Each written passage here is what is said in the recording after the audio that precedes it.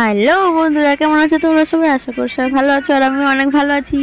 তো আজকে সবাই মিলে চলে আসলাম আমরা আমাদের কালিয়াগঞ্জের রথমেলা দেখার জন্য। কি আর বলবো, মানে এই মেলার 3-4 দিন পরে আমরা চলে আসলাম রথমেলা দেখতে। কে কে আমাদের এই রথমেলায় আসছে অবশ্যই কিন্তু একটা কমেন্ট করে জানাবে।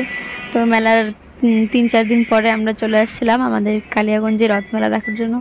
আর মেলা ঢোকার সময় মানে প্রথমেই তোমরা দেখতে পাবে এখানে অনেক অনেক অনেক অনেক অনেক ঠাকুর।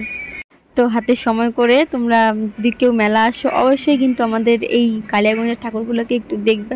ঠাকুরগুলোকে দেখার পরে দেখবে তোমরা অনেক অনেক অনেক শান্তি পাবে এই ঠাকুরগুলোকে দর্শন করার পরে আমরা চলে গেলাম মেলা ঘুরতে। কি আর বলবো, মানে মেলা এত এত এত এত জিনিস, যেটাই দেখছি সেটাই খালি নেওয়ার ইচ্ছা করছে।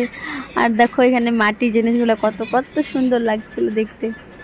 আর এটা হচ্ছে আমাদের কালিয়াগঞ্জের রথ। আমাদের রথটা কত সুন্দর দেখো। এই যে এটা আমাদের রথ, পিছনে নাগরদোলা আছে। আর মেলাতে এত গরম কি বলবো, আর বাপরে বাপ গরমে একদম নাচে হাল।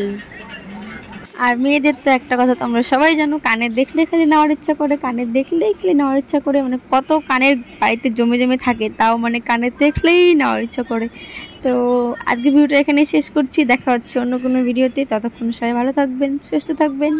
টাটা সবাইকে।